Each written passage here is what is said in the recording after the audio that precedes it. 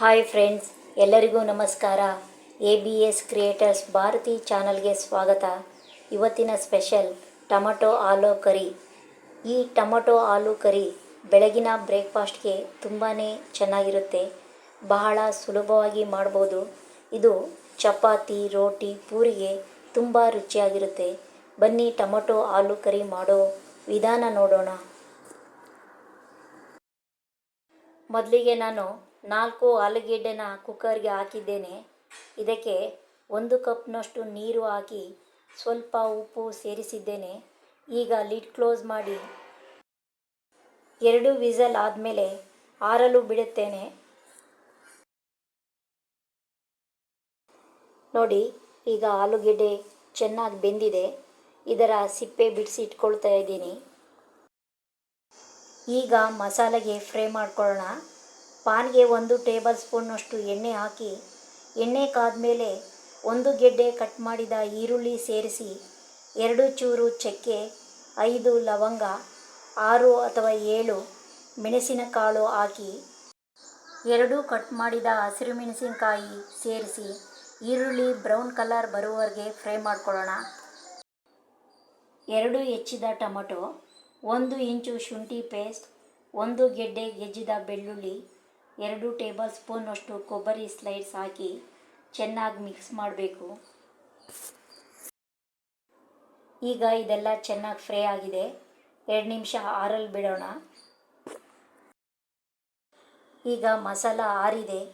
ಇದನ್ನು ಜಾರಿಗೆ ಹಾಕಿ ಅರ್ಧ ಕಪ್ ನೀರು ಹಾಕಿ ರುಬ್ಬಿಕೊಳ್ಳುತ್ತಿದ್ದೇನೆ. ಅದಕ್ಕೆ ರುಬ್ಬಿದ ಮಸಾಲವನ್ನು ಒಗ್ಗರಣೆ ಹಾಕಿಕೊಳ್ಳುತ್ತಿದ್ದೇನೆ.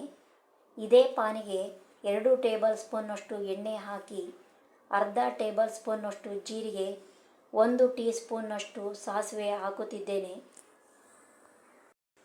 ಸಾಸಿವೆ ಸಿಡಿದ ಮೇಲೆ ಸ್ವಲ್ಪ ಕರಿಬೇವು, 1 ಹೆಚ್ಚಿದ ಈರುಳ್ಳಿ ಹಾಕಿ ಚೆನ್ನಾಗಿ ಮಿಕ್ಸ್ ಮಾಡಿ ಈರುಳ್ಳಿ ಕಂದು ಬಣ್ಣ ಬರಬೇಕು. ನೋಡಿ, ಈಗ ಈರುಳ್ಳಿ ಕಂದು ಬಣ್ಣ ಬಂದಿದೆ. ಇದಕ್ಕೆ 1 ಟೇಬಲ್ ಸ್ಪೂನ್ನಷ್ಟು ಖಾರ ಪುಡಿ, ಅರ್ಧ ಟೇಬಲ್ ಸ್ಪೂನ್ನಷ್ಟು ಅರಿಶಿನ ಪುಡಿ, 1 ಟೇಬಲ್ ಸ್ಪೂನ್ನಷ್ಟು ಗರಂ ಮಸಾಲ ಪುಡಿ ಸೇರಿಸಿ ಈಗ ಇದನ್ನೆಲ್ಲ ಚೆನ್ನಾಗಿ ಮಿಕ್ಸ್ ಮಾಡುತ್ತಿದ್ದೇನೆ. ಇದೆಲ್ಲ ಚೆನ್ನಾಗಿ ಮಿಕ್ಸ್ ಆಗಿದೆ.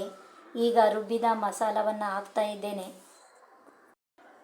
ಮಸಾಲ ಎಣ್ಣೆಯಲ್ಲಿ ಸ್ವಲ್ಪ ಫ್ರೈ ಆಗಬೇಕು. ಈಗ ಜಾರಿಗೆ ನೀರು ಹಾಕಿ ತೊಳೆದು ಹಾಕ್ತಾ ಇದ್ದೇನೆ. ಇದನ್ನೆಲ್ಲ ಚೆನ್ನಾಗಿ ಮಿಕ್ಸ್ ಮಾಡಿ ನಾನು ಇದನ್ನು ಒಂದು 5 ನಿಮಿಷ ಕುದಿಸಿಕೊಳ್ಳುತ್ತಿದ್ದೇನೆ. ಇದೆಲ್ಲ ಚೆನ್ನಾಗಿ ಬೆಂದಿದೆ, ಎಣ್ಣೆ ಬಿಡ್ತಾ ಇದೆ. ಈ ಟೈಮ್ನಲ್ಲಿ ನಾನು ಆಲೂಗೆಡ್ಡೆಯನ್ನು ಸೇರಿಸಿಕೊಳ್ಳುತ್ತಿದ್ದೇನೆ.